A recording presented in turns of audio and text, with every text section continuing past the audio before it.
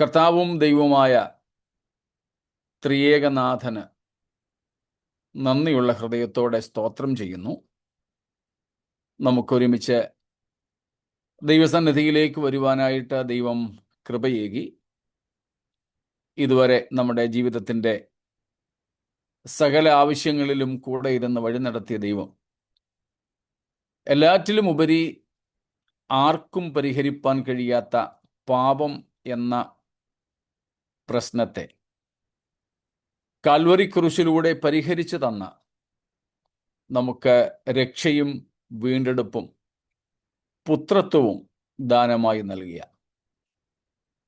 ജീവനുള്ള പ്രത്യാശയ്ക്കായി നമ്മെ വീണ്ടും ജനിപ്പിച്ച ആ മഹാ ഉപകാരത്തിനായിട്ട് നന്ദിയുള്ളവരായി, സ്തോത്രമുള്ളവരായി നിരന്തരം ജീവിപ്പാൻ ദൈവം കൃപ ചെയ്യട്ടെ എന്ന് കർത്താവിനോട് ആഗ്രഹിക്കുന്നു, പ്രാർത്ഥിക്കുന്നു.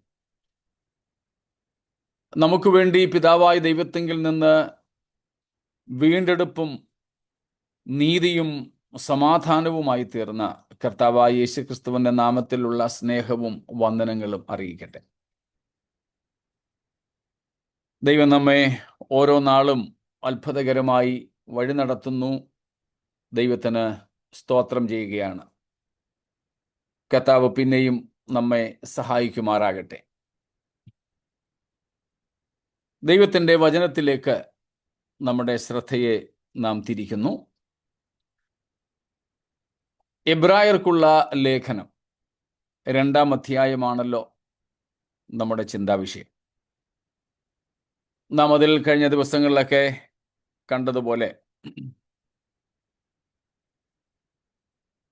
1-ാം അധ്യായത്തിൻ്റെ 4-ാം വാക്യം മുതൽ 14-ാം വാക്യം വരെ നമ്മുടെ കർത്താവായ യേശുക്രിസ്തുവിൻ്റെ ഉയർച്ച, exaltation of Jesus Christ above the heavenly holy angels, and therefore Christ is superior to the angels. ദൂതന്മാരേക്കാൾ, വിശുദ്ധ ദൂതന്മാരേക്കാൾ യേശുക്രിസ്തുവിൻ്റെ ശ്രേഷ്ഠമായ പദവിയെക്കുറിച്ച് 1-ാം അധ്യായത്തിൻ്റെ 4 മുതൽ 14 വരെ, വിശേഷിച്ച് 13 വരെയുള്ള വാക്യങ്ങളിൽ രേഖപ്പെടുത്തിയിരിക്കുന്നു. അതേ ദൂതന്മാരേക്കാൾ യേശുക്രിസ്തു തൻ്റെ മനുഷ്യജന്മം കൊണ്ട് അല്പം താഴ്ച വന്നവനായി എന്ന് 2-ാം അധ്യായം 5 മുതൽ 18 വരെയുള്ള വാക്യങ്ങളിലും പറഞ്ഞിരിക്കുന്നു. ഈ 2 ക്രിസ്തുശാസ്ത്ര പഠനങ്ങളുടെ ഇടയിലുള്ള 4 വാക്യങ്ങളെ അപ്പോസ്തലൻ നമുക്കൊരു മുന്നറിയിപ്പായിട്ട്, താക്കീതായിട്ട് നൽകിയിരിക്കുകയാണ്. ഒരു മുന്നറിയിപ്പായിട്ട് നൽകിയിരിക്കുന്നു. ആ മുന്നറിയിപ്പ് നമ്മൾ കണ്ടുകൊണ്ടിരിക്കുകയാണ്.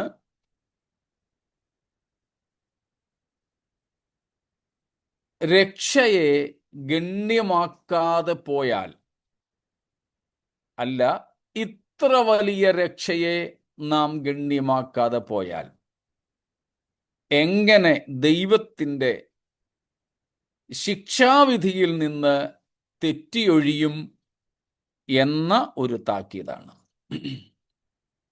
സ്തോത്രം.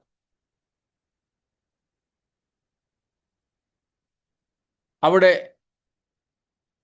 2 പ്രധാനപ്പെട്ട അപകടങ്ങളെ കുറിച്ച് കാണുന്നു. ഒന്ന്, നാം വല്ലപ്പോഴും ഒഴുകിപ്പോകുവാനുള്ള സാധ്യത. 2,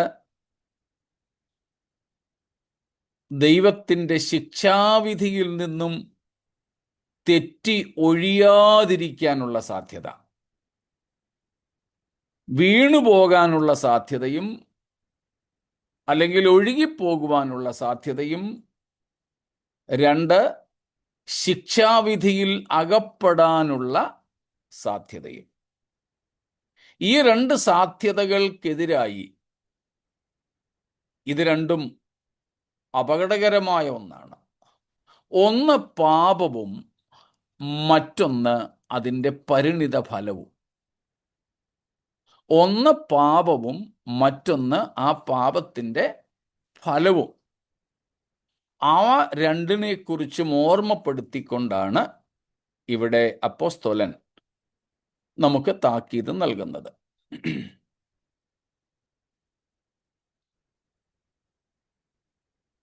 നാം അവിടെ നിന്നും ചില നാളുകളായിട്ട് പഠിച്ചുകൊണ്ടിരിക്കുകയാണ്.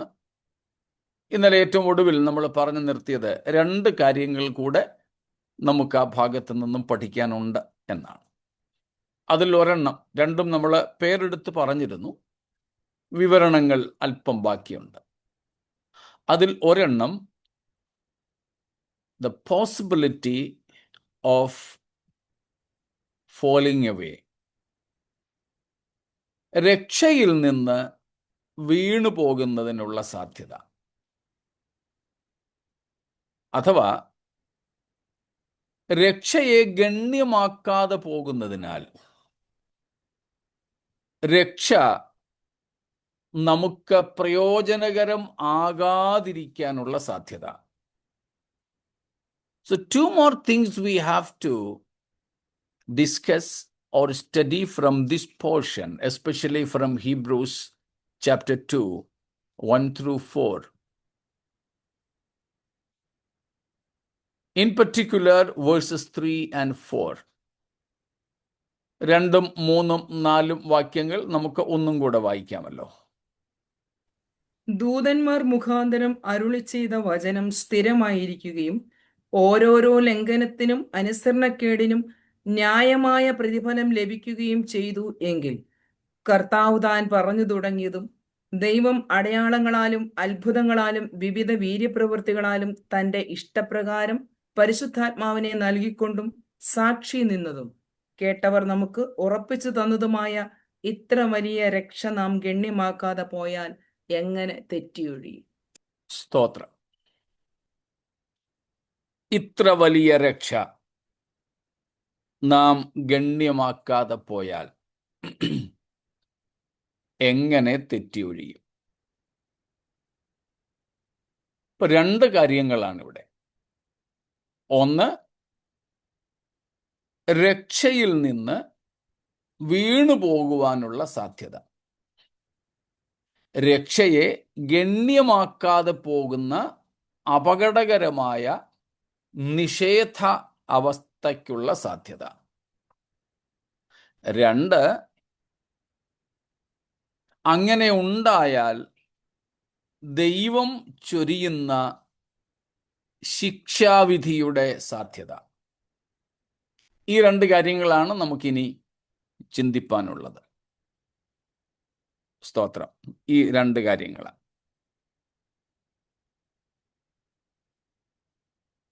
അതിൽ ഒരെണ്ണത്തെക്കുറിച്ച് നമ്മൾ ഇന്നലെ അല്പമായിട്ട് ഒന്ന് നോക്കി. അതത്രയും മതി എന്നായിരുന്നു ഞാൻ കരുതിയിരുന്നത്. കാരണം ഇതിനു മുമ്പ് നമ്മൾ ഒന്നിലധികം പ്രാവശ്യം ആ വിഷയം പഠിച്ചിട്ടുണ്ട്. നമ്മുടെ ചോദ്യോത്തര വേളകളിലും ആ വിഷയത്തെ നമ്മൾ പഠിച്ചതായിരുന്നു. അതുകൊണ്ട് ആവർത്തിക്കേണ്ട എന്ന് ഞാൻ കരുതി.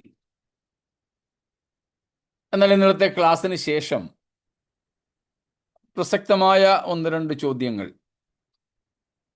നമുക്ക് ലഭിച്ചു. അപ്പോൾ നമ്മൾ ഇന്ന് ആ ഭാഗത്തേക്കാണ് ശ്രദ്ധ കൊണ്ടുപോകുന്നത്. അതിനുശേഷമുള്ളത് രക്ഷയെ ഗണ്യമാക്കാതെ പോയാൽ എന്താണ് സംഭവിക്കുന്നത്, വരുന്ന ശിക്ഷാവിധി എന്ത് എന്നത് അത് നമുക്ക് പിന്നീട് നോക്കാം. എന്നാൽ ഇന്ന് നമ്മൾ പരിഗണിക്കുന്നത് ഇന്നലെ ഒടുവിൽ നമ്മൾ പറഞ്ഞു നിർത്തിയ അല്പമായിട്ട് വിശദീകരിച്ച കാര്യമാണ്. അതായത്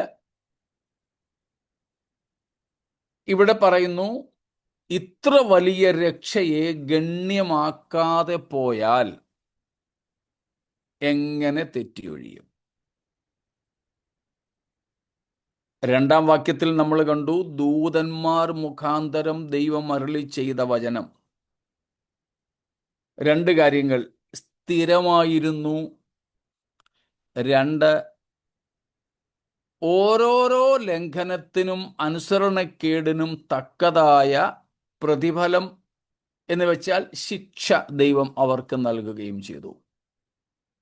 ആ ശിക്ഷയുടെ ചെറിയൊരു വിവരണം നമ്മൾ കഴിഞ്ഞ ദിവസം 1 കൊരിന്ത്യർ 10-ാം അധ്യായത്തിൽ നിന്നും എബ്രായ ലേഖനം തന്നെ 3-4 അധ്യായങ്ങളിൽ നിന്നുമൊക്കെ പഠിച്ചു. അപ്പോൾ ദൈവം അനുസരിക്കാതിരുന്നവർക്ക് ശിക്ഷ നൽകി എന്നതാണ് എബ്രായർ 2:2 പറയുന്നത്. ദൂതന്മാർ മുഖാന്തരം അല്ലെങ്കിൽ ദൂതന്മാർ മുഖാന്തരം മോശയ്ക്കും മോശ മുഖാന്തരം ഇസ്രായേലിനും നൽകിയ ദൈവവചനത്തിൻ്റെ അനുസരണക്കേടിന്, ലംഘനത്തിന് ദൈവം അവരെ ശിക്ഷിച്ചു. അവരെ ശിക്ഷിച്ചതിൽ എഴുതപ്പെട്ട വചനത്തിൻ്റെ ലംഘനം നടത്തിയവർക്ക് അത് നിത്യശിക്ഷാവിധിയായിട്ട് തന്നെ മാറി എന്ന് വേണം മനസ്സിലാക്കാൻ. അത് അടുത്ത തലത്തിൽ നമ്മൾ ചിന്തിക്കാം. അടുത്ത തലത്തിൽ എന്ന് പറഞ്ഞാൽ അടുത്ത എന്താണ് പറയുന്നത്, നമ്മൾ പഠിക്കാനിരിക്കുന്ന വിഷയത്തിൽ, അല്ലാതെ ഇന്ന് ആധുനിക നിലയിൽ കേൾക്കുന്ന തലമൊന്നുമല്ല കേട്ടോ. അവിടെ നമ്മൾ കാണുന്നു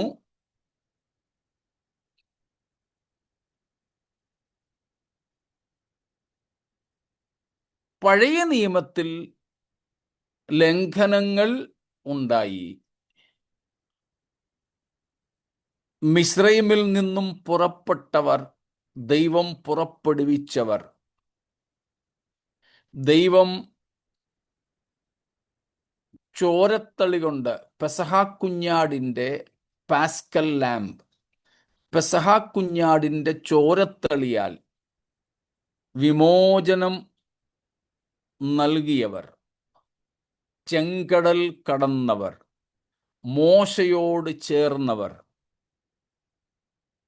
എല്ലാവിധമായ സ്വർഗീയ സംരക്ഷണങ്ങളും അനുഭവിച്ചവർ, പക്ഷേ വാഗ്ദത്ത നിവൃത്തി പ്രാപിച്ചില്ല. അതിൽ മോശ തുടങ്ങിയ ചില ഭക്തന്മാർ ഭൂമിയിലെ വാഗ്ദത്ത കനാനിൽ എത്തിയില്ലെങ്കിലും അവർ കർത്താവിൻ്റെ സന്നിധിയിൽ ഉണ്ട് എന്നതിന് നമുക്ക് തെളിവുകളുണ്ട്. കുറഞ്ഞപക്ഷം മോശയുടെ കാര്യത്തിൽ. എന്നാൽ ബഹുഭൂരിപക്ഷവും മരുഭൂമിയിൽ പട്ടുപോയത് വാഗ്ദത്ത ദേശത്ത് കനാനിലെത്തിയില്ലെന്നേ ഉള്ളൂ, സ്വർഗത്തിലെത്തി എന്ന നിലയിലല്ല. ദൈവത്തിൻ്റെ ക്രോധത്തിൽ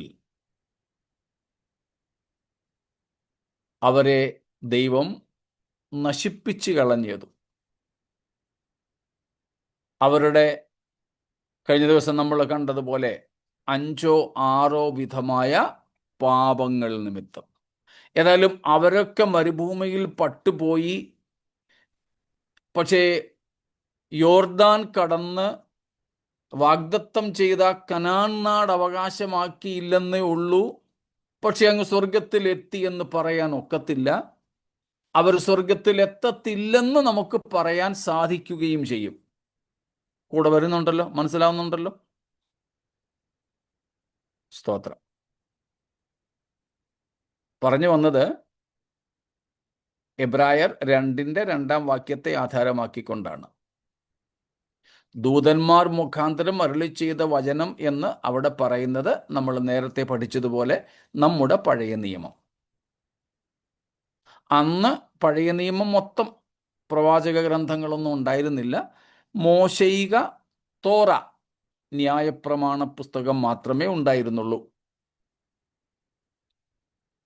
അതിലാണ്, ന്യായപ്രമാണത്തിലാണ് ദൈവം അവർക്ക് കൊടുത്ത 100 കൽപ്പനകൾ. അതൊക്കെ നമ്മൾ ഗിരിപ്രഭാഷണ സമയത്ത് പഠിച്ചതാണല്ലോ, ആവർത്തിക്കുന്നില്ല. ആ കൽപ്പനകളുടെ ലംഘനം നിമിത്തം മിസ്രയീമിൽ നിന്നും കനാനിലേക്ക് പുറപ്പെട്ട ഇസ്രായേൽ മക്കൾ മരുഭൂമിയിൽ പട്ടുപോയി എന്ന് നമ്മൾ 1 കൊരിന്ത്യർ 10-ാം അധ്യായത്തിൽ നിന്ന് കഴിഞ്ഞ ദിവസങ്ങളിൽ കണ്ടു. ആ കനാൻ നാട്ടിൽ എത്താതെ മരിച്ചുപോയവരിൽ ശ്രേഷ്ഠനായ ദൈവപുരുഷനായ മോശയും ഉൾപ്പെടും. മോശയും ജ്യേഷ്ഠനായ അഹരോനും അവരുടെ സഹോദരിയായ മിരിയാമും ഉൾപ്പെടും. ഏറ്റവും ശ്രേഷ്ഠരായ 3 പേർ ഇവരാണ്.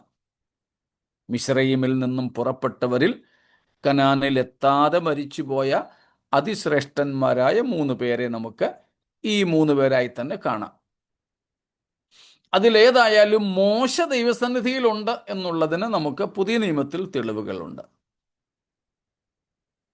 കർത്താവിൻ്റെ മറുരൂപമലയിലെ അനുഭവത്തിൽ മോശ പ്രത്യക്ഷപ്പെട്ടു എന്നുള്ളത് തന്നെ നമുക്കതിന് തെളിവാണ്.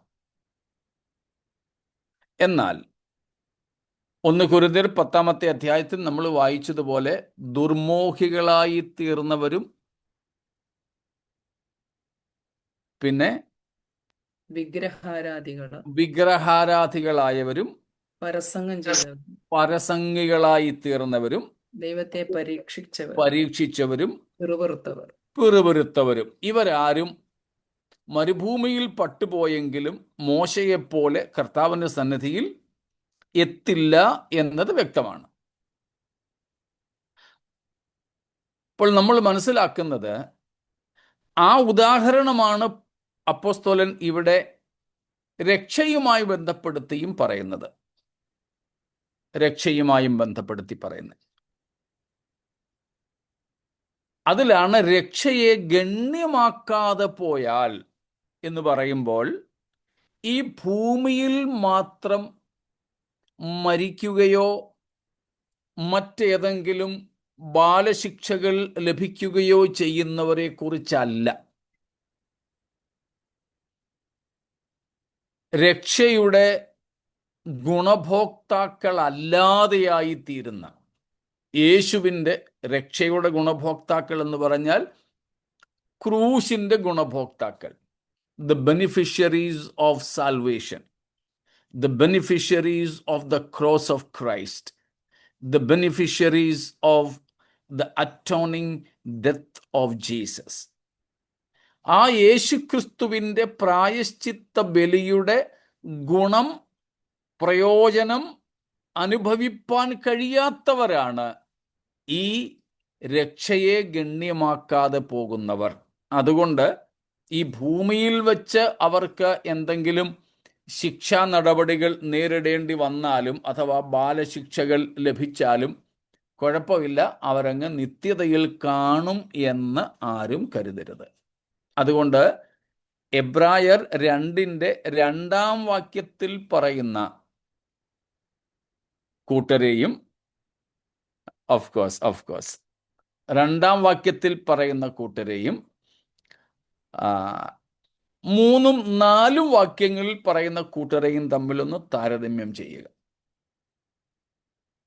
Hebrews chapter 2 and verse 2 speaking about the Old Testament, especially about the Torah, about the Pentateuch, about the 5 books of Moses from Genesis to Deuteronomy. And all those who disobeyed were punished righteously. And therefore, the people who enjoyed the Exodus, deliverance from Egypt, the people who celebrated the Passover, the people who experienced deliverance because of the sacrifice of the Paschal Lamb, those who enjoyed deliverance from death of the firstborns because of the application of blood of the Lamb, the people who left Egypt, who joined Moses, who crossed the Red Sea, and entered into the wilderness, and who got the promise of the Canaan, the promised land. But because of their disobedience, they could not enter into the promised land by crossing the Jordan. And that great multitude who left behind the promised land includes Moses, Aaron, and even Miriam. But one thing is clear, though Moses could not enter into the promised land of this world, on this earth, he could enter into the heavenly kingdom. Matthew chapter 17 is the proof. Moses was appeared to Jesus Christ on the Mount of Transfiguration. But that is not the case of other people who were carried away in the wilderness, as we read through last week from 1 Corinthians chapter 10, because their sins were idolatry, and they were longing for, they were having a wrong desire, and they were indulged in sexual sins. They were murmuring and tempting God. Because of these sins, they could not enter into neither to the earthly promised land nor to the heavenly. So here also in chapter Hebrews 2, 3 and 4, 3 and 4,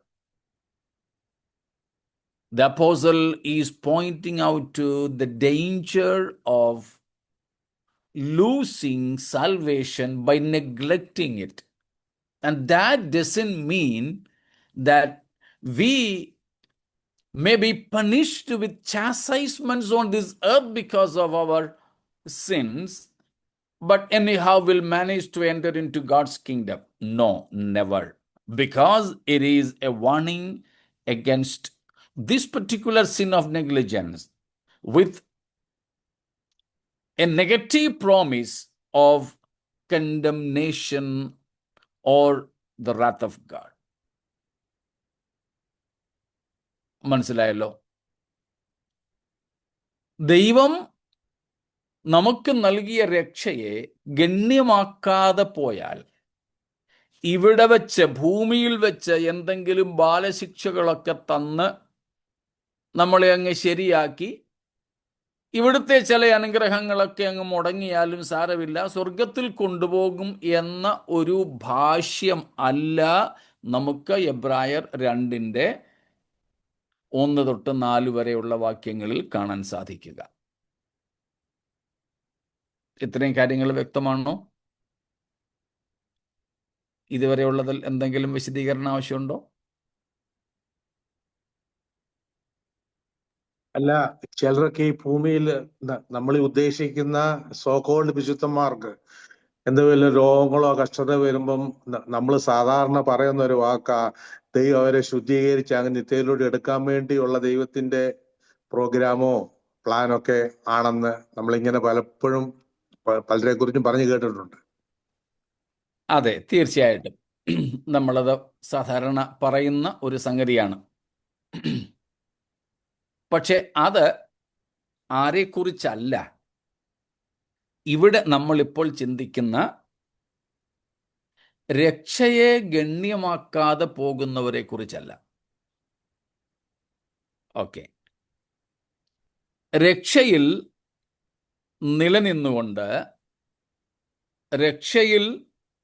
നിലനിന്നുകൊണ്ട് ജീവിതത്തിൽ വരുന്ന ചില പിശകുകൾ, ആ പിശകുകളെ കുറിച്ചാണ് ഇന്നലെ ഒരു ചോദ്യം വന്നത്. ബോർഡർ ലൈൻ ഏതാണെന്ന്. അതായത് അപ്പം എന്തൊക്കെ പാപം ചെയ്താൽ രക്ഷ നഷ്ടപ്പെടാതെ ഇവിടെ വച്ച് അല്പം ഒരു പുഴുക്കൊക്കെ അനുഭവിച്ചാലും, ഒന്ന് പണ്ടത്തെ നമ്മുടെ ഇന്നത്തെ എന്താ പറഞ്ഞത്, ഈ ഡ്രൈ ക്ലീൻ സിസ്റ്റം ഒക്കെ വരുന്നതിന് മുമ്പുള്ള നമ്മുടെ അപ്പച്ചന്മാരുടെ അമ്മച്ചിമാരുടെ കാലത്ത് തുണിയൊക്കെ ഒത്തിരി അഴുക്കായാൽ കരിമ്പനൊക്കെ അടിച്ചാൽ ഒന്ന് പുഴുങ്ങുമല്ലോ. കാരമൊക്കെ ഇട്ട് പുഴുങ്ങാറുണ്ടായിരുന്നു. ഞങ്ങളുടെ വീട്ടിലൊക്കെ ഞാൻ കണ്ടിട്ടുണ്ട്, ഞങ്ങളുടെ വല്യപ്പച്ചൻ്റെയും വല്യമ്മച്ചിയുടെയൊക്കെ സമയത്ത്. അന്ന് ഇന്നത്തെ പോലെയുള്ള ഡിറ്റർജൻസ് ഒന്നും ഇല്ല. ഉണ്ടെങ്കിൽ തന്നെ സാധാരണക്കാർക്ക് അതൊന്നും പ്രാപ്യമായിരുന്നില്ല. പിന്നെ തുണിയൊക്കെ, എൻ്റെയൊക്കെ തുണി എൻ്റെ ചെറുപ്പത്തിലെ കരിമ്പനടിച്ച് കണ്ടിട്ടുണ്ട്. അപ്പം അതൊക്കെ ഒന്ന് മാറാൻ വേണ്ടി വേറെ പരിപാടിയൊന്നുമില്ല. തുണിയൊക്കെ കൂടെ ചരുവത്തിനകത്തിട്ട് അല്ലെങ്കിൽ വലിയ കലത്തിലൊക്കെ ഇട്ടൊന്ന് പുഴുങ്ങിയെടുക്കും, വെളിയിൽ കൊണ്ടുവച്ച് പുഴുങ്ങി. ഇപ്പം തുണി പുഴുകുന്നത് ഞാൻ കണ്ടിട്ടുണ്ട്.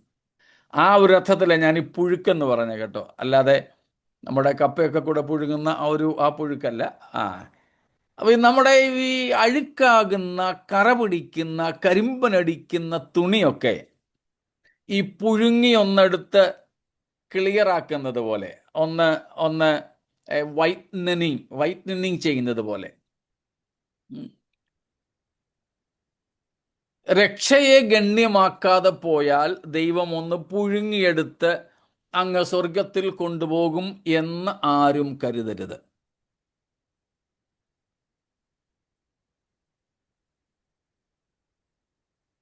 എന്നാൽ രക്ഷയെ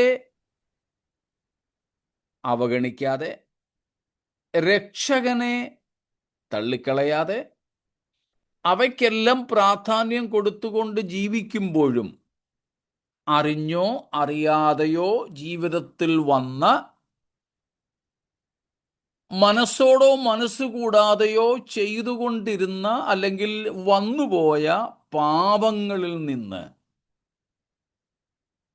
അവരെ ശുദ്ധീകരിച്ചെടുക്കുന്നതിന് വേണ്ടിയാണ് നമ്മളിപ്പോൾ ഈ പറഞ്ഞ, അല്ലെ നമ്മൾ പറയാറുള്ള ഈ ഒരു ശുദ്ധീകരണ പ്രക്രിയ സാധാരണ ദൈവം ചെയ്യുന്നത്. നമ്മൾ പറയുന്ന എല്ലാ കേസുകളിലും ഇങ്ങനെയാണെന്നൊന്നുമില്ല, നമ്മളങ്ങ് പറയുന്നതാണത്. എല്ലാ കേസുകളും അങ്ങനെ ആകണമെന്നില്ല.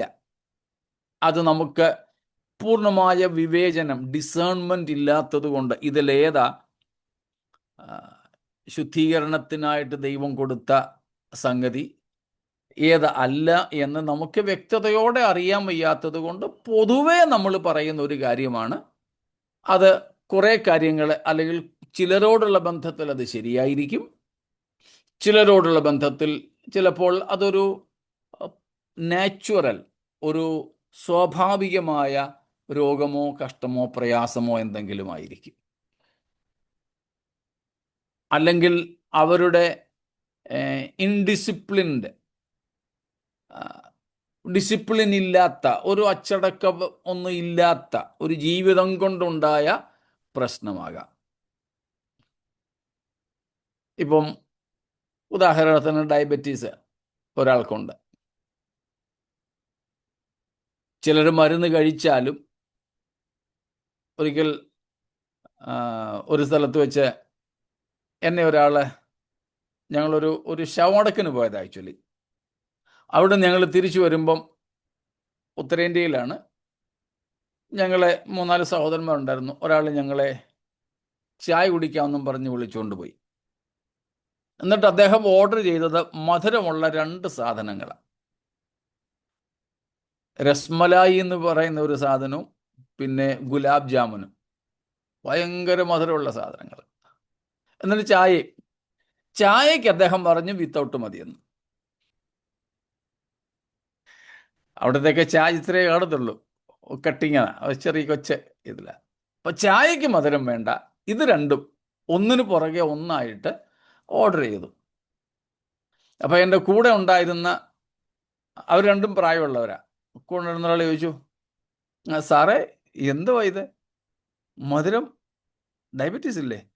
ഓ, ഇതൊക്കെ കഴിക്കാനല്ലയോ രാവിലെ ഒരു പകുതി ഗുളിക കഴിക്കുന്നതെന്ന്. ഇതൊക്കെ കഴിക്കാൻ വേണ്ടിയാ രാവിലെ ഒരു പകുതി ഗുളിക കഴിക്കുന്നത്. അപ്പം ഒരു ഡിസിപ്ലിൻ ഇല്ലാത്ത ഒരു ജീവിതം നമ്മൾ നയിച്ചാൽ നമുക്ക് രോഗങ്ങൾ ഉണ്ടാകും, കഷ്ടങ്ങൾ ഉണ്ടാകും. അതിന് ദൈവം ഉത്തരവാദിയല്ല. അത് നമ്മളെ ശുദ്ധീകരിക്കുന്ന പ്രക്രിയയാണെന്നും പറഞ്ഞുകൂടാ. അപ്പം അതാണ് ഞാൻ പറഞ്ഞത്, ഒരുവന്റെ ജീവിതത്തിൽ ഉണ്ടാകുന്ന എല്ലാ പ്രശ്നങ്ങൾക്കും നമ്മൾ ശുദ്ധീകരണത്തിന് എന്ന് പറഞ്ഞ് അങ്ങ് ആശ്വസിക്കുന്നു. പോട്ടെ, അങ്ങനെ ആയിക്കോട്ടെ. പക്ഷെ എല്ലാം അങ്ങനെയല്ല. എന്നാൽ അങ്ങനെയാണെങ്കിൽ അതിന് കാരണം ഇതാണ്: അവൻ രക്ഷയെയോ രക്ഷകനെയോ അവഗണിക്കാതെ, മനഃപൂർവമായി പാപങ്ങൾ ചെയ്യാതെ, എന്നാൽ ജീവിതത്തിൽ ഇനിയും ശുദ്ധീകരിക്കപ്പെടാനുള്ള ചില ഭാഗങ്ങളുണ്ട്. ഒരുപക്ഷെ അദ്ദേഹത്തിനും അറിയാമായിരിക്കും, ചിലപ്പോൾ മറഞ്ഞു കിടക്കുന്നതായിരിക്കാം. ആ കാര്യങ്ങളെ ഈ കിടപ്പിൽ കിടത്തിക്കൊണ്ട് ഓർമ്മപ്പെടുത്തുകയും അതിൽ നിന്ന് ശുദ്ധീകരണത്തിനായിട്ട് അവസരങ്ങളെ ദൈവം നൽകുകയും ചെയ്യുന്നു. അങ്ങനെയുള്ള കേസുകളുണ്ട്. എന്നാൽ എല്ലാം അങ്ങനെ ആകണം എന്നില്ല. അത് ഇപ്പോൾ നമ്മൾ ചിന്തിക്കുന്ന വിഷയത്തിൽ ഉൾപ്പെട്ടതല്ല താനും. നമ്മളിപ്പോൾ ചിന്തിക്കുന്നത് രക്ഷയെ ഗണ്യമാക്കാതെ പോകുന്നതും തന്നിമിത്തം ദൈവത്തിൻ്റെ ശിക്ഷാവിധിക്ക് അർഹരാകുന്നതുമാണ്. ഇത് ഈ നമ്മളിപ്പോൾ പറഞ്ഞതാണെങ്കിൽ അത് ശിക്ഷാവിധി അല്ല,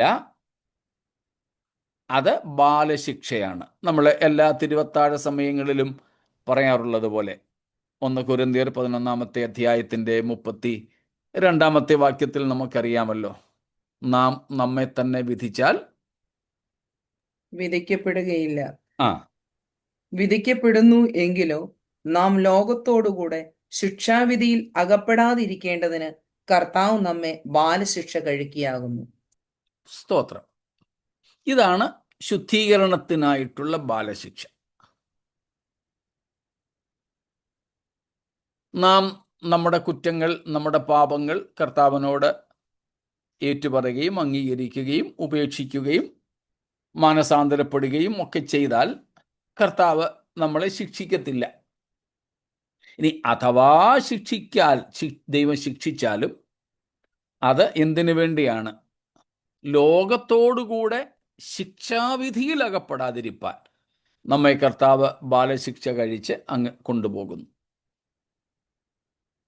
എന്നാൽ എബ്രായർ 2 3, 4 വാക്യങ്ങളിൽ പറയുന്നത് ഈ ബാലശിക്ഷ കഴിച്ച് നമ്മളെ അങ്ങ് കർത്താവിൻ്റെ സന്നിധിയിലേക്ക് ചേർക്കുന്ന വിഷയം അല്ല. പകരം ഇവിടുത്തെ 1 കൊരിന്ത്യർ 11 ഇപ്പം നമ്മൾ വായിച്ച വാക്യാടിസ്ഥാനത്തിൽ പറഞ്ഞാൽ ലോകത്തോടു കൂടെ ശിക്ഷാവിധിയിൽ അകപ്പെടുന്ന കാര്യമാണ്. അതിന് കാരണമായ പാപങ്ങൾ ഏതെല്ലാം എന്ന് ചോദ്യം വന്നു. അതാണ് ബോർഡർ ലൈൻ എന്ന് മുമ്പേ പറഞ്ഞത്. ഇത്രയും വ്യക്തമാണോ ഇതുവരെ പറഞ്ഞ കാര്യങ്ങൾ?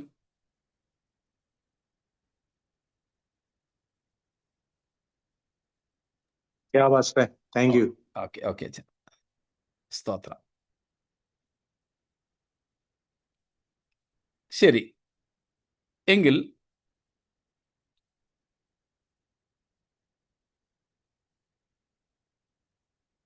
ഒരു ക്രിസ്ത്യാനിക്ക്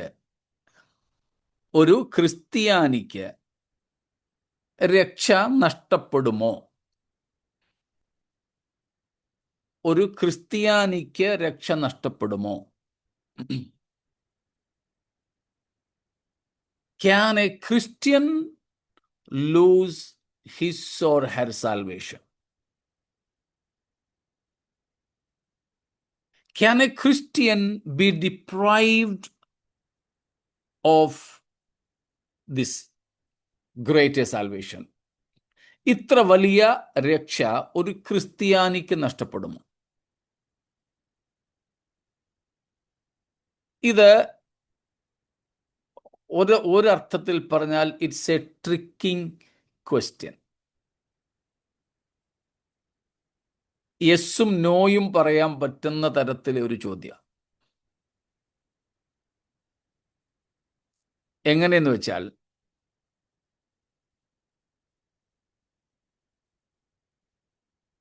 ബൈബിൾ അനുസരിച്ച് വേദപുസ്തക പ്രകാരം ഒരു ക്രിസ്ത്യാനി ആരാണ്? ആ അർത്ഥത്തിൽ നോക്കിയാൽ അങ്ങനെ ഒരു ക്രിസ്ത്യാനിക്ക് രക്ഷ നഷ്ടപ്പെടത്തില്ല.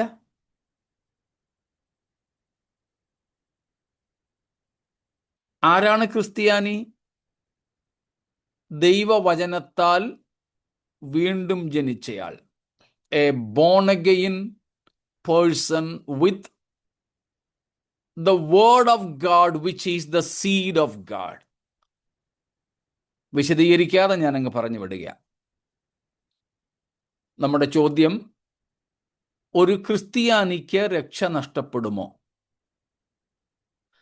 ഉത്തരം, വേദപുസ്തകം പറയുന്ന ഒരു ക്രിസ്ത്യാനിക്ക് രക്ഷ നഷ്ടപ്പെടുകയില്ല.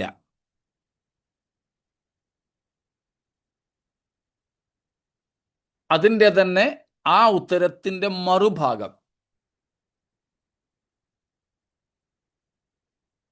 ഒരു ക്രിസ്ത്യാനിക്ക് രക്ഷ നഷ്ടപ്പെടുവാൻ സാധ്യതകൾ ഉണ്ട്, കണ്ടീഷൻസ്, വ്യവസ്ഥകൾ. അതിലേക്ക് നമുക്ക് പിന്നീട് വരാം.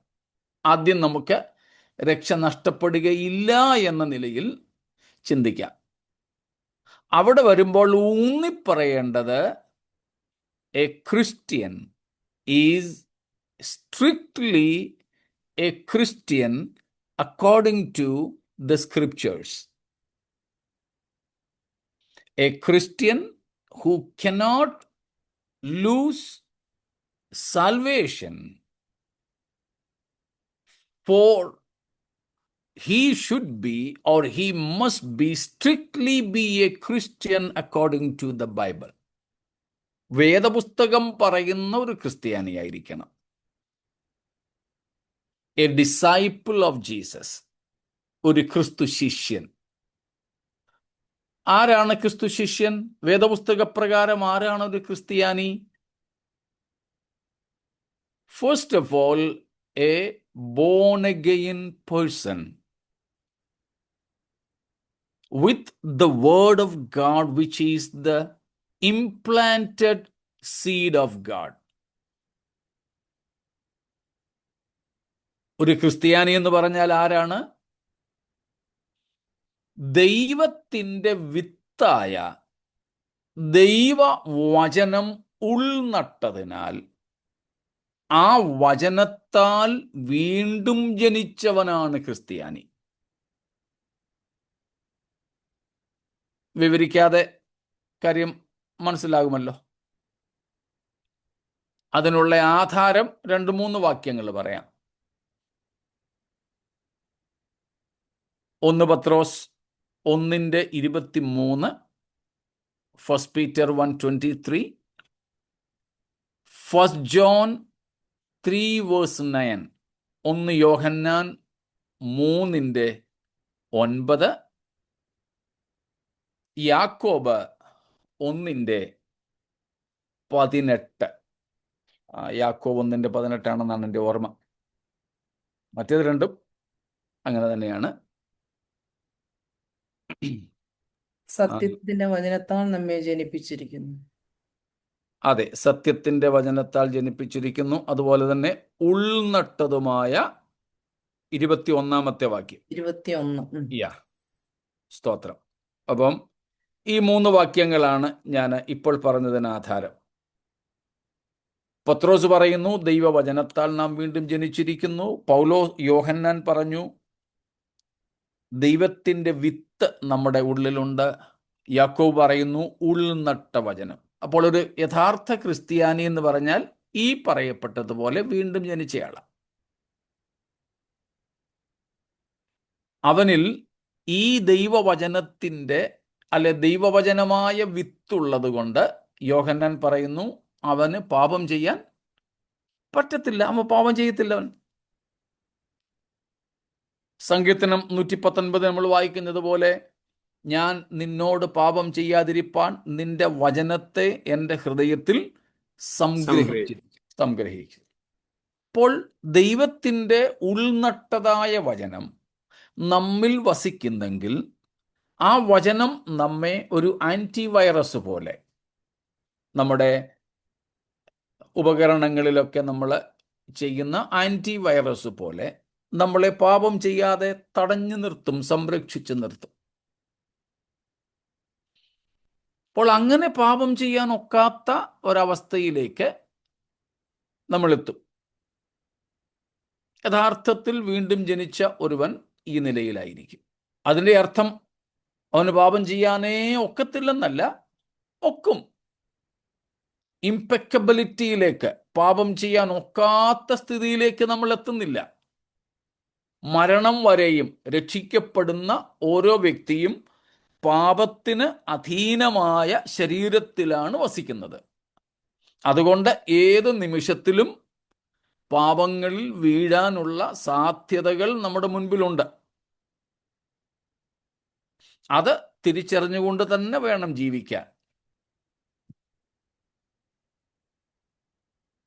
ഓക്കെ, രണ്ടാമത്, ഒരു ക്രിസ്ത്യാനി ആരാണ്? അപ്പോൾ ഈ വിഷയത്തെ ഒന്നും കൂടെ പറയുകയാണെങ്കിൽ, യോഹന്നാൻ 1:12 അനുസരിച്ച് ദൈവത്തിൻ്റെ മക്കളായി തീർന്നവരാണ്. ഈ വീണ്ടും ജനനത്താൽ നമ്മൾ ആരായി തീരുന്നു? ക്രിസ്ത്യാനി, ഒരു യഥാർത്ഥ വേദപുസ്തകം പറയുന്ന ക്രിസ്ത്യാനി ദൈവത്തിൻ്റെ മക്കളായിട്ട് മാറുന്നു. ദൈവത്തിൻ്റെ മക്കളായി മാറുന്നു. യോഹന്നാൻ 1:12, 1 യോഹന്നാൻ 3:1, ഇങ്ങനെയൊക്കെയുള്ള ഭാഗങ്ങളിൽ നമ്മൾ കാണുന്നു. ദൈവത്തിൻ്റെ മക്കളായിട്ട് നമ്മൾ മാറുന്നു. ദൈവത്തിൻ്റെ മക്കളായി മാറുന്നു എന്ന് പറഞ്ഞാൽ, നമ്മൾ ഗിരിപ്രഭാഷണത്തിൽ ചിന്തിച്ച കാര്യമാണ്, പഠിച്ച കാര്യമാണ്, ഓർമ്മ കണ്ടേക്കാം. പ്രത്യേകിച്ച് ലൂക്കോസ് 6-ാമത്തെ അധ്യായത്തിൽ നമ്മൾ കണ്ടു, ദൈവത്തിൻ്റെ സ്വഭാവം നമ്മിലേക്കുണ്ടാകുന്നു. നാം ദൈവത്തിൻ്റെ മക്കളാകുമ്പോൾ ദൈവത്തിൻ്റെ സ്വഭാവം നമ്മിലുണ്ടാവുന്നു. ഒറ്റയടിക്കല്ല, അത് നമ്മൾക്ക് കൾട്ടിവേറ്റ് ചെയ്തുകൊണ്ടിരിക്കണം. അത് നമുക്ക് അതിനെ വളർത്തിക്കൊണ്ടുവരണം. ഒരു യഥാർത്ഥ ക്രിസ്ത്യാനിയെക്കുറിച്ചാണ് നമ്മൾ പറയുന്നത്, വേദപുസ്തകം പറയുന്ന ക്രിസ്ത്യാനിയെക്കുറിച്ച്. ഇപ്പം ദൈവത്തിൻ്റെ സ്വഭാവമുള്ളവരായി നമ്മൾ തീരുന്നു. അതിനോട് തന്നെ ചേർത്ത് നമ്മൾ ഒരു ക്രിസ്ത്യാനിയുടെ മൂന്നാമത്തെ കാര്യം, കൊരിന്ത്യർ ലേഖനത്തിൽ പൗലോസ് അപ്പോസ്തലൻ പറയുന്നത് പോലെ, he becomes A true Christian is A new creation. A true Christian is A new creation. നമുക്കറിയാം, കൊരിന്ത്യർക്കുള്ള ലേഖനത്തിൽ പൗലോസ് ലീഹ അത് നമ്മെ ഓർമ്മപ്പെടുത്തുന്നുണ്ടല്ലോ. 5-ാമത്തെ അധ്യായത്തിൽ നമ്മൾ കാണുന്നു, ഒരുവൻ ക്രിസ്തുവിലായാൽ അവൻ പുതിയ സൃഷ്ടിയാകുന്നു. അവൻ പുതിയ സൃഷ്ടിയാകുന്നു. പിന്നെ പഴയത് കഴിഞ്ഞുപോയി, ഇതാ അത് പുതുതായി തീർന്നിരിക്കുന്നു. സ്തോത്രം. 2 കൊരിന്ത്യർ 5-ാമത്തെ അധ്യായത്തിന്റെ അവസാന ഭാഗങ്ങളിലേക്ക് വരുമ്പോഴാണ് പൗലോസ് ഈ കാര്യം പറയുന്നത്. അതിൻ്റെ 16, 17, 19 വരെയുള്ള വാക്യങ്ങളെന്ന് വേണമെങ്കിൽ പറയാം. പ്രത്യേകിച്ചത് 16, 17 വാക്യങ്ങളിൽ പുതിയ സൃഷ്ടിയാണ്. ഈ പുതിയ സൃഷ്ടി എന്ന് പറയുമ്പോൾ നമ്മൾ കേട്ടിട്ടുണ്ടായിരിക്കും, a true Christian is not a mere modified sinner. നമുക്കിന്ന് മാർക്കറ്റിൽ ഈ നമ്മുടെ പഴയ മൊബൈലൊക്കെ കമ്പനിക്കാർ തിരിച്ചെടുക്കാറുണ്ട്. അവരതിനെ ഒരുപക്ഷെ പുതുതൊക്കെ ആക്കിയിട്ട്, ഞാൻ ചില ഓൺലൈൻ സൈറ്റുകളിൽ കണ്ടിട്ടുണ്ട്, പഴയ മൊബൈലിനെ മോഡിഫൈഡ് ചെയ്ത് ഒന്ന് റിപ്പയറൊക്കെ ചെയ്തിട്ട് അത് പുതുതെന്ന നിലയിൽ വിൽക്കുന്നവർ. മോഡിഫിക്കേഷനൊക്കെ നടന്നിട്ടുള്ളൂ, റിപ്പയറിങ്ങേ നടന്നിട്ടുള്ളൂ, പുതിയതല്ലത്. യൂസ്ഡ് കാറുകൾ, വണ്ടികൾ നമ്മൾ വാങ്ങാറുണ്ട്.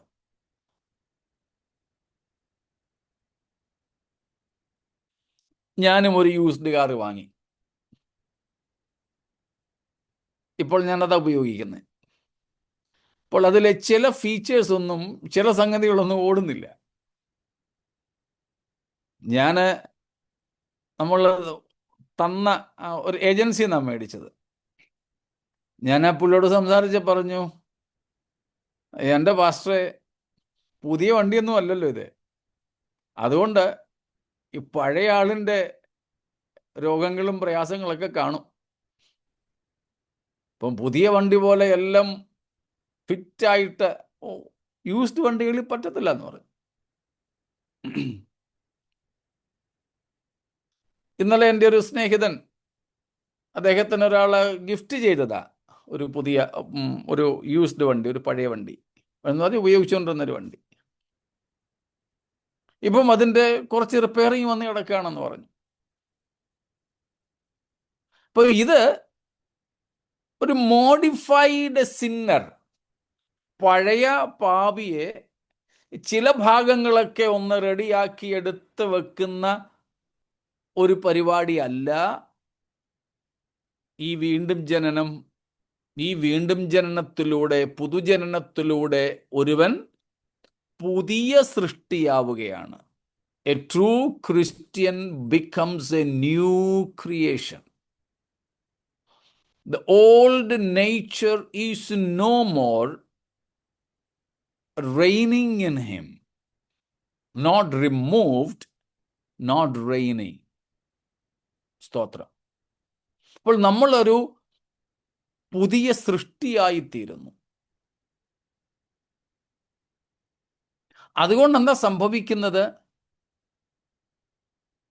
An inclination to fleshly, carnal things changes. Our priorities change. Our enjoyments change. There comes a transformation.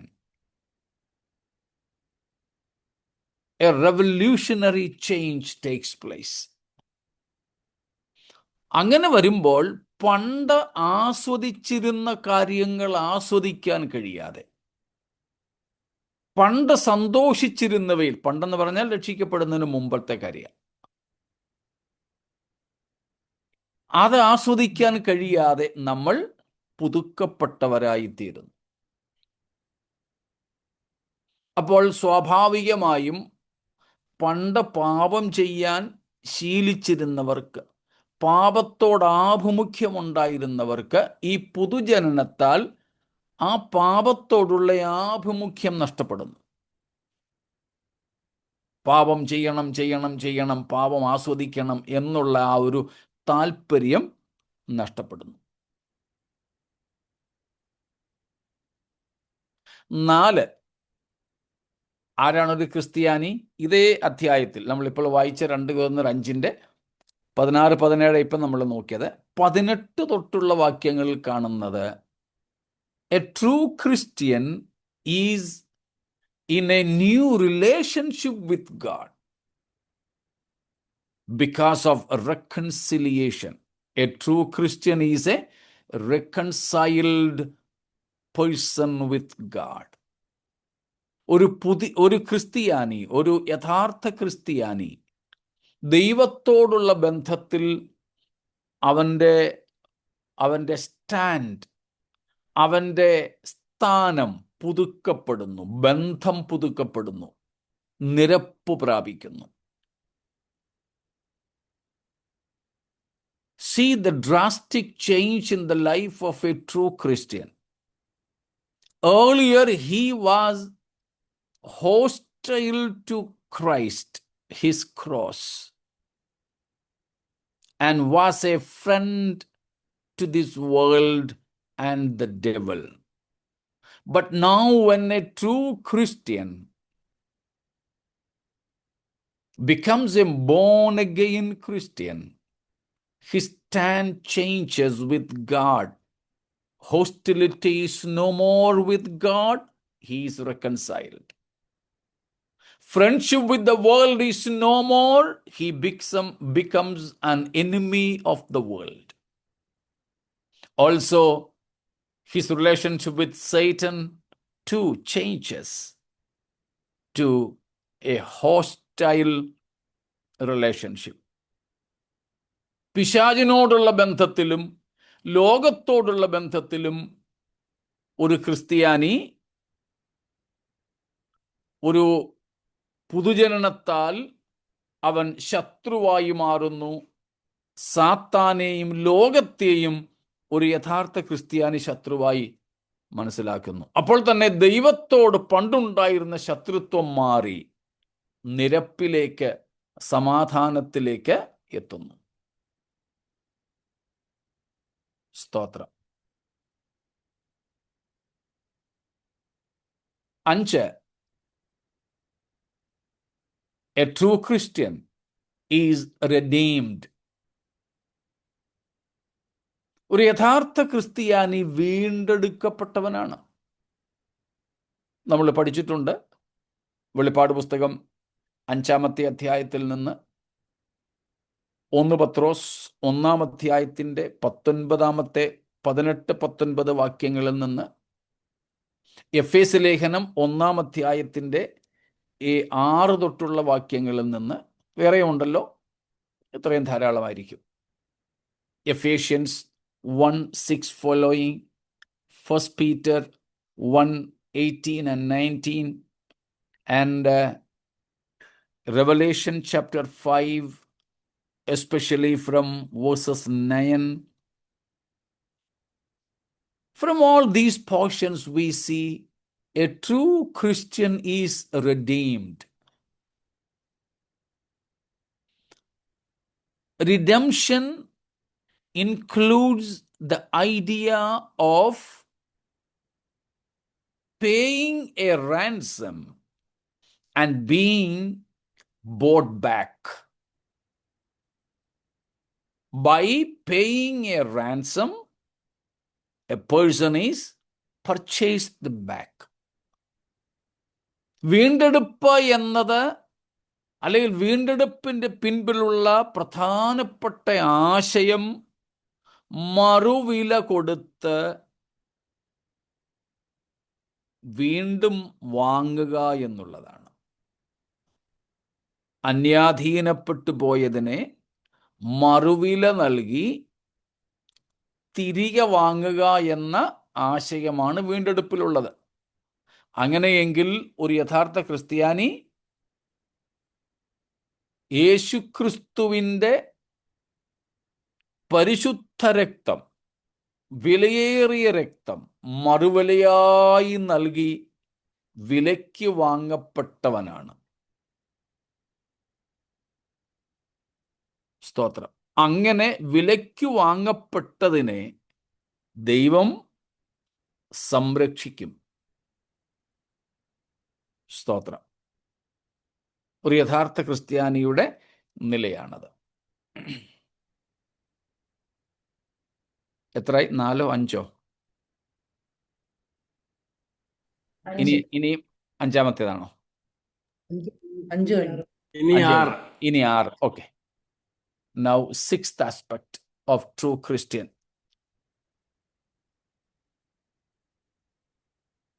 He is sealed with the Holy Spirit. ഒരു യഥാർത്ഥ ക്രിസ്ത്യാനിയെ ദൈവം ഇങ്ങനെ വിലയ്ക്ക് വാങ്ങിയിട്ട് പരിശുദ്ധാത്മാവിനെ കൊണ്ട് അവനെ മുദ്രയിടുന്നു. രക്തം കൊണ്ട് വിലയ്ക്ക് വാങ്ങിയിട്ട് ആത്മാവിനെ കൊണ്ട് മുദ്രയിടുന്നു. A true Christian is ransomed and bought back with the precious blood of Christ. And that bought back person is now sealed with the Holy Spirit. എഫേസ്യ ലേഖനം 1-ാം അധ്യായം 13-14 വാക്യങ്ങൾ. Ephesians 1:13-14. Also 4 verse 30. 4-ാം അധ്യായം 30-ാമത്തെ വാക്യം എഫേസ്യ ലേഖനം.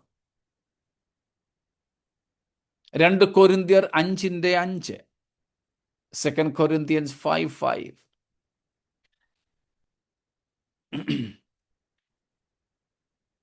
സ്തോത്രം. ആത്മാവിനെ നമുക്ക് അച്ചാരമായി നൽകിയിരിക്കുന്നു, ആത്മാവിനാൽ നമ്മൾ മുദ്രയിടപ്പെട്ടിരിക്കുന്നു എന്നുള്ള ഭാഗങ്ങൾ. അപ്പോൾ ആത്മാവിനെ കൊണ്ട് ദൈവം നമ്മെ മുദ്രയിട്ടിരിക്കുകയാണ്.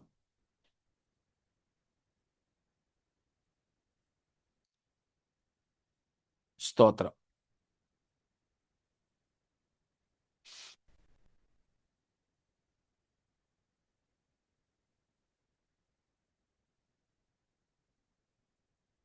അടുത്തത്, A true Christian is preserved for Christ. ഒരു യഥാർത്ഥ ക്രിസ്ത്യാനി യേശുക്രിസ്തുവിനായി സൂക്ഷിക്കപ്പെടുന്ന വ്യക്തിയാണ്. യേശുക്രിസ്തുവിനായി സൂക്ഷിക്കപ്പെടുന്ന വ്യക്തിയാണ്.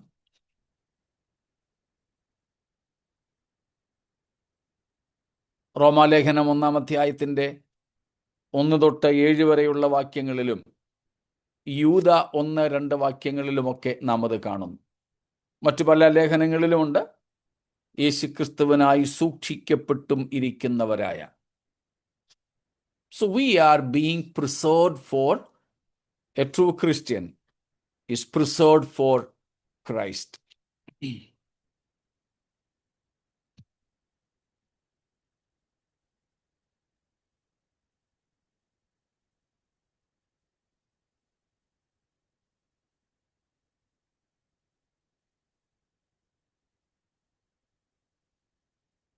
ഒരു കാര്യം കൂടെ പറഞ്ഞ ആ ഭാഗം വിടാം. A true Christian keeps himself in the true faith. 1 John 5:18. ദൈവത്തിൽ നിന്ന് ജനിച്ചിരിക്കുന്നവൻ ആരും പാപം ചെയ്യുന്നില്ല എന്ന് അവൻ തന്നെ താൻ സൂക്ഷിക്കുന്നു, ദുഷ്ടൻ അവനെ തൊടുന്നതുമില്ല. So a true Christian keeps himself from falling or from committing sins. ഈ നിലകളിലുള്ള ഒരു യഥാർത്ഥ ക്രിസ്ത്യാനിക്ക് പാപത്തിൽ വീണ് കർത്താവിൻ്റെ കൃപയിൽ നിന്നും മാറിപ്പോകുവാൻ കഴിയുന്നതല്ല.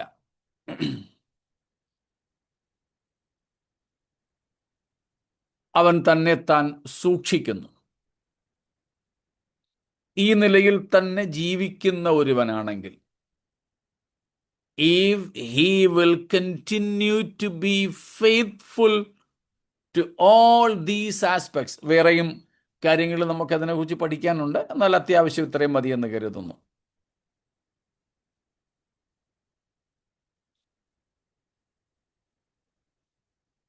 Certainly, this is a teaching. ഇപ്പോൾ നമ്മൾ പഠിച്ച കാര്യങ്ങളാണ് ബാപ്റ്റിസ്റ്റ്, ബ്രദറൻ, കാൽവിനിസ്റ്റുകൾ രക്ഷയുടെ ഭദ്രതയെക്കുറിച്ച് പഠിപ്പിക്കുന്നത്. Certainly, these are the teachings these people, Baptist, Brethren, now some Pentecostals also teach about.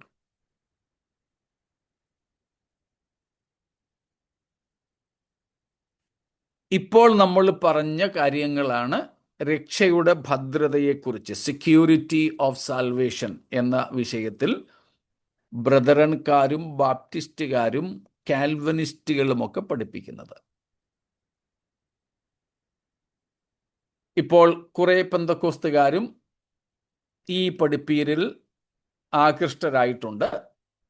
ഒരുപക്ഷെ വരുന്ന ആളുകളിൽ കൂടുതൽ പേർ അതിൽ ആകൃഷ്ടരായേക്കാം. ഈ കാര്യങ്ങളൊക്കെ ഈ നിലയിൽ പഠിപ്പിച്ചേക്കാം. നമ്മൾ ഈ ഭാഗങ്ങൾ വിശ്വസിക്കുന്നു. ഈ ഭാഗങ്ങൾ തെറ്റല്ല. പക്ഷേ ഞാൻ സാധാരണ പറയുന്നത് പോലെ സ്ക്രിപ്റ്റൂര, ടോട്ടൽ സ്ക്രിപ്ചറിലേക്ക് വരുമ്പോൾ നമുക്കൊരു ബാലൻസിങ് വേണം. ഇത് വൺ സൈഡഡ് ആയിട്ട് പോകും. ഈ വൺ സൈഡഡ് ആയിട്ട് പോകുമ്പോഴാണ് അത് തെറ്റായ ഉപദേശമായി വരുന്നത്. ഒരു യഥാർത്ഥ ക്രിസ്ത്യാനി എന്ന് പറയുന്നത് ഈ നിലയിലുള്ള ക്രിസ്ത്യാനിയാണ്. ഈ നിലയിൽ തന്നെത്താൻ സൂക്ഷിച്ച് പാപം ചെയ്യാതെ കർത്താവിനായിട്ട് തന്നെ തന്നെ സംരക്ഷിച്ച് ദൈവാത്മാവിന് കീഴ്പ്പെട്ട് എൻ്റെ അപ്പൻ്റെ സ്വഭാവം എന്നിൽ കൂടെ വെളിപ്പെടണം എന്ന് എപ്പോഴും ഉറക്കത്തിൽ പോലും ആഗ്രഹിച്ച് സ്വപ്നത്തിൽ പോലും പാപം ചെയ്യാൻ ഒരുങ്ങാതെ ജീവിക്കുന്നവർ. ഇങ്ങനെ ജീവിക്കുന്നവർക്ക് എന്തില്ല? രക്ഷ നഷ്ടപ്പെടുന്നതിനെ കുറിച്ചൊരു ഭയം വേണ്ട. അവരെന്ത് ചെയ്യില്ല? നമ്മളിപ്പോൾ പഠിക്കുന്നത് പോലെ രക്ഷയെ ഗണ്യമാക്കാതെ പോകുകയില്ല. ഇങ്ങനെയുള്ളവർ രക്ഷയെ ഗണ്യമാക്കാതെ പോകാതിരുന്നാൽ അവർ പാപത്തിലേക്ക് വീണു പോകാതെ തങ്ങളെ തന്നെ ദൈവവചനത്താൽ സൂക്ഷിച്ചുകൊണ്ടിരുന്നാൽ അവർക്ക് രക്ഷ നഷ്ടപ്പെടുകയില്ല. അതാണ് നമ്മൾ ആദ്യം പറഞ്ഞത്. ബിബ്ലിക്കൽ സെൻസിൽ ഒരു ക്രിസ്ത്യാനിയായി, വേദപുസ്തക പ്രകാരം ഒരു യഥാർത്ഥ ക്രിസ്ത്യാനിയായി നിലനിൽക്കുന്ന ഒരു വ്യക്തിക്ക് രക്ഷ നഷ്ടപ്പെടില്ല. അത് വേദപുസ്തക ഉപദേശമാണ്. പക്ഷേ മറുഭാഗം കാണാതെ പോയാൽ അത് തെറ്റായ ഉപദേശത്തിലേക്ക് എത്തും. ഇനിയും അതിൻ്റെ രണ്ടാമത്തെ ഭാഗത്തേക്ക് വന്ന് നമുക്ക് നിർത്താം. വിശദീകരണം കുറെ കൂടെ ആ രണ്ടാം ഭാഗത്തിന് വേണം. അത് ദൈവം വെച്ചാൽ നമുക്ക് നാളെ ചിന്തിക്കാം. എന്നാൽ ഈ ഭാഗം പറഞ്ഞ് മാത്രം നിർത്തിയാൽ ഇത് മാത്രം കേൾക്കുന്നവർ നമ്മൾ ബാപ്റ്റിസ്റ്റ് അല്ലെങ്കിൽ ബ്രദറൻ ഉപദേശത്തിലേക്ക് പോയോ എന്ന് തെറ്റിദ്ധരിക്കാനിടയുണ്ട്. അതുകൊണ്ട് ശേഷിക്കുന്ന 10 മിനിറ്റ് കൊണ്ട് ഇതിൻ്റെ മറുഭാഗവും കൂടെ ഒന്ന് തുടങ്ങി വെക്കാം.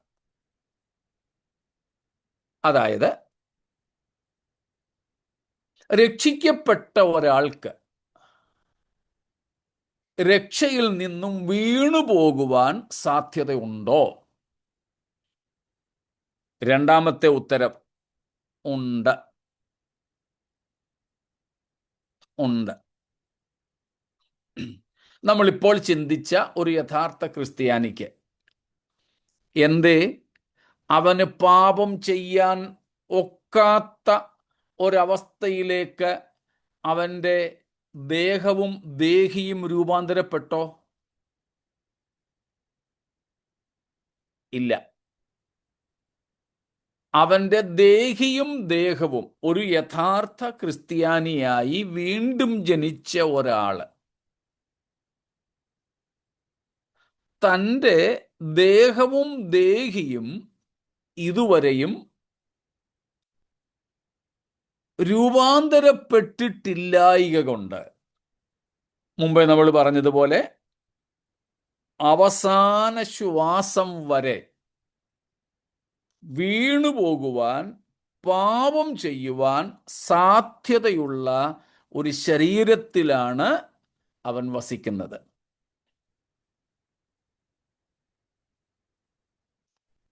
അങ്ങനെയുള്ള ഒരു ലോകത്തിൽ, പാപം നിറഞ്ഞ ലോകത്തിൽ, 2 പാപം വസിക്കുന്ന ശരീരത്തിൽ, 3 ഉള്ളിൽ വസിക്കുന്ന പാപപ്രകൃതത്തോടും പുറത്തുനിന്ന് ആക്രമിക്കുന്ന സാത്താന്യ ശക്തികളോടും പോരടിച്ച് മുൻപോട്ട് പോകുമ്പോൾ കർത്താവിനോടുള്ള ഏകാഗ്രതയും നിർമ്മലതയും വിട്ട് വഷളായി പോകാനുള്ള സാധ്യത തള്ളിക്കളയരുത്. 2 കൊരിന്ത്യർ ലേഖനം 11-ാം അധ്യായം 1, 2, 3 വാക്യങ്ങൾ നമുക്ക് പരിചിതമാണല്ലോ. എങ്കിലും വളരെ പ്രധാനപ്പെട്ടതായതുകൊണ്ട് ഒന്ന് വായിച്ചാട്ടെ. 2, 3 വായിച്ചാൽ മതി. ഞാൻ നിങ്ങളെക്കുറിച്ച് ദൈവത്തിന്റെ എരിവോടെ എരിയുന്നു. ഞാൻ ക്രിസ്തു എന്ന ഏക പുരുഷന് നിങ്ങളെ നിർമ്മല കന്യകയായി ഏൽപ്പിപ്പാൻ വിവാഹ നിശ്ചയം ചെയ്തിരിക്കുന്നു. എന്നാൽ സർപ്പം ഹവ്വായെ ഉപായത്താൽ ചതിച്ചതുപോലെ നിങ്ങളുടെ മനസ്സ് ക്രിസ്തുവിനോടുള്ള ഏകാഗ്രതയും നിർമ്മലതയും വിട്ട് വഷളായി പോകുമോ എന്ന് ഞാൻ ഭയപ്പെടുന്നു. കണ്ടോ, ഇവരാരാണ്? മുമ്പേ നമ്മൾ ചിന്തിച്ചതുപോലെ ട്രൂ ക്രിസ്ത്യൻസ് ആയവരാ. പൗലോസിന് ഉറപ്പുള്ളവരാ. ക്രിസ്തു എന്ന ഏക പുരുഷന് നിർമ്മല കന്യകയായി ഏൽപ്പിക്കുവാൻ പൗലോസ് ഒരു വിവാഹ ദല്ലാളിനെ പോലെ, എ മാരേജ് ബ്രോക്കറിനെ പോലെ യേശുക്രിസ്തുവുമായുള്ള വിവാഹ നിശ്ചയം ചെയ്തിരിക്കുന്ന ഒരു സമൂഹമാണിവർ. അവരെക്കുറിച്ചുള്ള പൗലോസിന്റെ ഭയം, നമ്മൾ മുമ്പേ പറഞ്ഞതുപോലെ, മുമ്പേ ചിന്തിച്ച ഒരു യഥാർത്ഥ ക്രിസ്ത്യാനിയുടെ അവസ്ഥയിൽ ഇനിയും പാപം അവൻ ചെയ്യത്തില്ല എന്ന ഒരു ഉറപ്പുണ്ടായിരുന്നെങ്കിൽ പൗലോസിന് ഈ ഭയത്തിന്റെ ആവശ്യം ഉണ്ടായിരുന്നോ? ഇല്ല, ഈ ഭയത്തിന്റെ ആവശ്യം ഉണ്ടായിരുന്നില്ല. അപ്പോൾ ഇവിടെ ഒരു ക്രിസ്ത്യാനിക്ക് രക്ഷ നഷ്ടപ്പെടുമോ എന്ന് ചോദിച്ചാൽ, വേദപുസ്തക പ്രകാരം ജീവിക്കുന്ന ഒരു ക്രിസ്ത്യാനിക്ക് നഷ്ടപ്പെടില്ല എന്നും,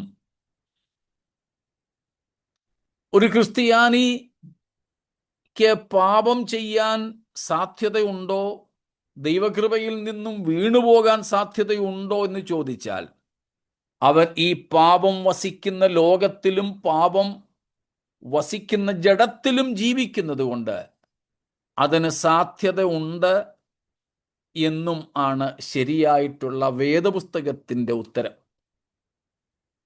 എന്നാൽ മുമ്പ് പറഞ്ഞതുപോലെ വിശദീകരണത്തിന് നാളെ നമുക്ക് കാത്തിരിക്കണേ. ചോദ്യങ്ങൾ ഉണ്ടാകുമെന്ന് എനിക്കറിയാം. മൊത്തമായ വിവരണം നമുക്ക് ഇന്ന് പറ്റുന്നില്ല, സമയം ഇങ്ങനെ ആയതുകൊണ്ട്. എന്നാൽ ഒരു കാര്യം കൂടെ പറഞ്ഞു നിർത്താം. എന്നാൽ ഒരു ഭക്തൻ, ഒരു ക്രിസ്ത്യാനി പാപം ചെയ്യാൻ സാധ്യതയില്ലേ? ഉണ്ട്. 1 യോഹന്നാൻ 2:1-2 വാക്യങ്ങൾ നമ്മൾ ഒത്തിരി പ്രാവശ്യം വായിച്ചിട്ടുള്ളതാണ്. എന്റെ കുഞ്ഞുങ്ങളെ, ആ നിങ്ങൾ പാപം ചെയ്യാതിരിപ്പാൻ ഞാൻ ഇത് നിങ്ങൾക്ക് എഴുതുന്നു.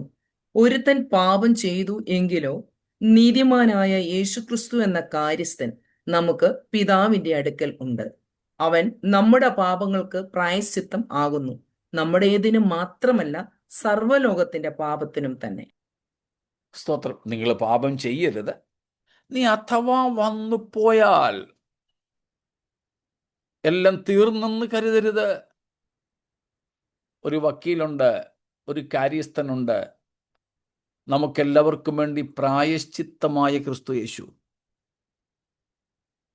അപ്പോൾ ഒരു യഥാർത്ഥ വീണ്ടും ജനിച്ച വ്യക്തി പാപം ചെയ്യാൻ സാധ്യതയുണ്ടോ?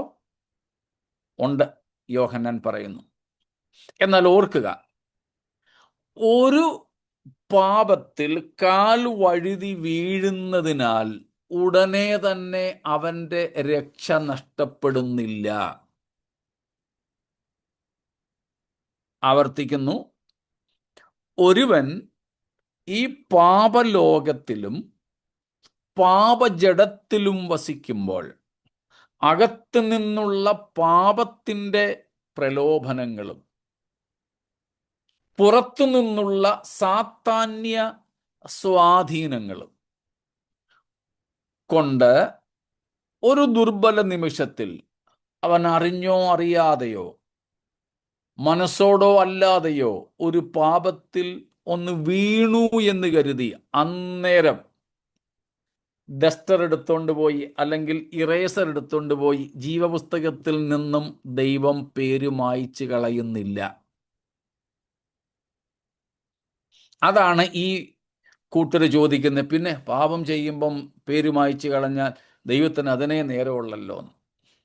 ശരിയാ, പക്ഷെ ദൈവം അങ്ങനെ ചെയ്യുന്നില്ല. പിന്നെന്താ ചെയ്യുന്നത്?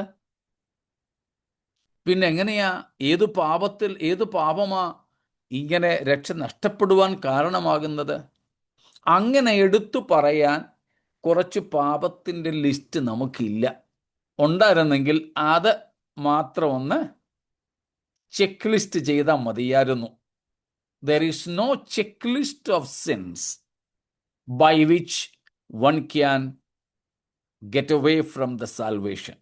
There is no checklist as such. അങ്ങനെ ഒരു പാപത്തിൻ്റെ ലിസ്റ്റ്, ഒരു പട്ടിക നമുക്കില്ല. ഓക്കെ, ഇന്ന പാപങ്ങൾ ചെയ്താൽ നിത്യത നഷ്ടപ്പെടുമെന്ന്. അങ്ങനെ ഒരു ലിസ്റ്റ് ഇല്ല. പിന്നെ അങ്ങനെ ഒരു പാപത്തിലേക്ക് ഒന്ന് വീഴുന്നതല്ല, പകരം മനഃപൂർവം മാനസാന്തരപ്പെടാതെ പാപത്തിൻ്റെ സുഖങ്ങളെ ദൈവത്തോടുള്ള കൂട്ടായ്മയേക്കാൾ വലുതായി കണ്ടുകൊണ്ട് പാപത്തിൽ തുടരുന്നവന്റെ പേരാണ് കർത്താവ് ജീവപുസ്തകത്തിൽ നിന്ന് മായ്ച്ചു കളയുന്നത്. സ്തോത്രം. Thank you. ഒരു പ്രത്യേക പാപത്തിൽ, ഉദാഹരണം ലൈംഗിക പാപം, അത് മാരകമാണ്. അതിനകത്ത് തന്നോട് തന്നെ പാപം ചെയ്യുന്നു. ആരോടവൻ പാപം ചെയ്യുന്നു? ആ വ്യക്തിയോട് പാപം ചെയ്യുന്നു. അവൻ്റെ കുടുംബാംഗങ്ങളോട് പാപം ചെയ്യുന്നു. സഭാംഗങ്ങളോട് പാപം ചെയ്യുന്നു. രക്ഷിക്കപ്പെട്ടവൻ്റെ കാര്യമാണ് പറയുന്നത് കേട്ടോ. അങ്ങനത്തെ ഇപ്പം ദാവീദിൻ്റെ കാര്യം പോലെ ഒരു ലൈംഗിക പാപത്തിൽ അകപ്പെടുന്നത് രക്ഷ നഷ്ടപ്പെടുവാൻ പര്യാപ്തമായ പാപമാണ്. പക്ഷേ ഒരു പ്രത്യേക ദുർബല നിമിഷത്തിൽ ഒരുത്തൻ അങ്ങനത്തെ ഒരു പാപത്തിൽ വീണ ഉടനെ തന്നെ അവൻ്റെ പേര് ജീവപുസ്തകത്തിൽ നിന്ന് മായ്ച്ചു കളയുന്നില്ല. സ്നേഹവാനായ ദൈവം, കരുണാമയനായ കർത്താവ്, മുടിയൻ പുത്രൻ എന്ന് നമ്മൾ വിളിക്കുന്ന ആ പയ്യന്റെ അപ്പൻ കാത്തിരുന്നത് പോലെ പാപത്തിൽ വീണവൻ മടങ്ങി വരാൻ വേണ്ടി കാത്തിരിക്കുക. നമുക്ക് കർത്താവിൻ്റെ വരവ് താമസിച്ചാൽ നമുക്ക് നാളെ അത് ചിന്തിക്കാം. Is it possible for a backslider to return? ഒരു പിന്മാറ്റക്കാരന് മടങ്ങി വരുവാൻ സാധ്യതയുണ്ടോ എന്നത് നമുക്ക് നാളെ ദൈവം വെച്ചാൽ ചിന്തിക്കാം. അന്ന് ഇത് അല്പം കൂടെ വ്യക്തമാകും. ഇപ്പോൾ നിർത്താൻ വേണ്ടി ഞാൻ പറഞ്ഞു ഉപസംഹരിക്കുക.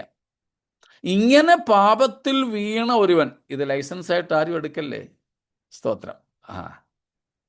യോഹന്നാൻ പറഞ്ഞതുപോലെ പാപം ചെയ്തുവെങ്കിലോ എന്ന് പറയുന്ന പ്രയോഗം തന്നെയാണ് ഇവിടെയും കേട്ടോ. ലൈസൻസ് അല്ല ഇത്, തെറ്റിദ്ധരിക്കരുതാരും. ഒരു പാപം ഒരുവനിൽ വന്നു പോയാൽ സ്വർഗസ്ഥ പിതാവ് ഇവൻ മാനസാന്തരപ്പെട്ട് തിരികെ വരുന്നതിന് വേണ്ടി കാത്തിരിക്കുക. പക്ഷേ ആ കാത്തിരിപ്പ് എത്ര നാളാണെന്ന് നമുക്കറിയില്ല. എനിക്കൊരു പക്ഷേ 10 മാസം തന്നാൽ ഡോക്ടർ സാജുവിന് 10 വർഷം കൊടുത്തെന്നിരിക്കും ചിലപ്പോൾ. അറിയില്ല. അത് എനിക്കും അറിയില്ല, അദ്ദേഹത്തിനും അറിയില്ല, നിങ്ങൾക്കും ആർക്കും അറിയില്ല. ഉദാഹരണത്തിന് ദാവീദ് പാപം ചെയ്തപ്പോൾ ദൈവം കാത്തിരുന്നു ഇവൻ മടങ്ങി വരുമെന്ന് വിചാരിച്ച്. പക്ഷേ ബേത്ശേബ പ്രസവിക്കാറായിട്ടും ഇവൻ മടങ്ങി വരാതിരുന്നപ്പോൾ നാഥാനെ അയച്ചു. അപ്പോൾ ഓരോരുത്തർക്കും മടങ്ങി വരാൻ സമയമുണ്ട്. ആ സമയം വരെ കർത്താവ് കാത്തിരിക്കും.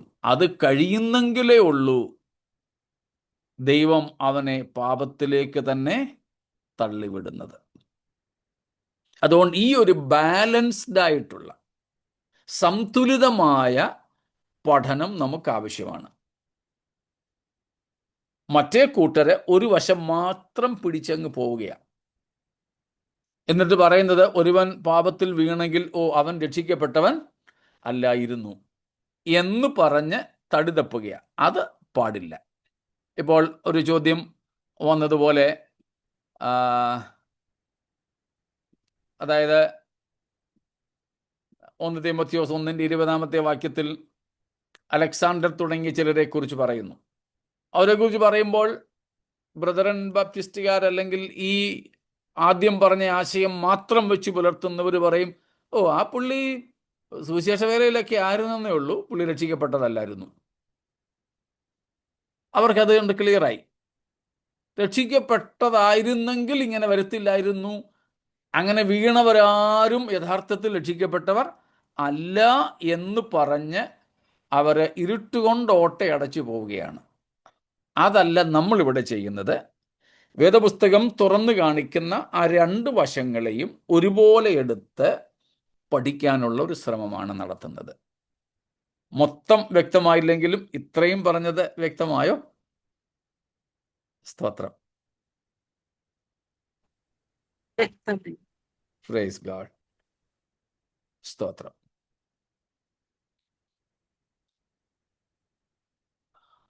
അതുകൊണ്ട് സ്തോത്രം.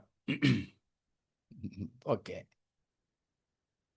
അതുകൊണ്ട് നമുക്ക് ദൈവവചനത്തിൻ്റെ യഥാർത്ഥമായ, ആവർത്തിക്കുന്ന ക്ഷമിക്കുക, ബാലൻസ്ഡ് ആയിട്ടുള്ള ഒരു പഠനം, ഒരു അണ്ടർസ്റ്റാൻഡിങ്, ഒരു മനസ്സിലാക്കൽ നമുക്ക് വേണം. അതുകൊണ്ട് നമുക്ക് പൗലോസ് കൊരിന്ത്യർ ലേഖനത്തിൽ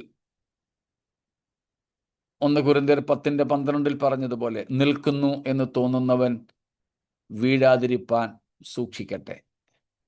നമുക്ക് നമ്മെ തന്നെ സൂക്ഷിക്കേണ്ട കടമയുണ്ട്. അപ്പോൾ തന്നെ കർത്താവ് നമ്മെ ഒരിക്കലും കൈവിടില്ല. ഒരു വാചകം പറഞ്ഞ് നിർത്തുന്നു. 1, കർത്താവ് ഒരിക്കലും നമ്മെ കൈവിടത്തില്ല. 2, കർത്താവിൻ്റെ കയ്യിൽ നിന്ന് നമ്മളെ തട്ടിപ്പറിക്കാനും ആർക്കും കഴിയുകയില്ല.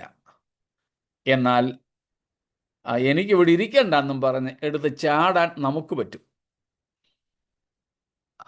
കർത്താവ് നമ്മളെ നീ പോ, നിന്നെ വേണ്ടെന്നും പറഞ്ഞ് തള്ളിക്കളയത്തുമില്ല. കർത്താവിൻ്റെ കയ്യിൽ നിന്ന് ആരും നമ്മളെ പിടിച്ചു പറിക്കുകയില്ല.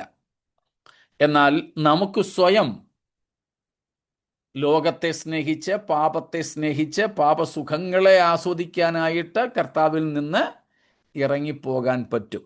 അങ്ങനെ പോകാതിരിക്കുവാൻ നമ്മെ തന്നെ കർത്താവിൻ്റെ കരങ്ങളിൽ നമുക്ക് ഏൽപ്പിക്കാം. ദൈവമായ കർത്താവ് നമ്മെ ഈ വചനങ്ങളാൽ അനുഗ്രഹിക്കട്ടെ.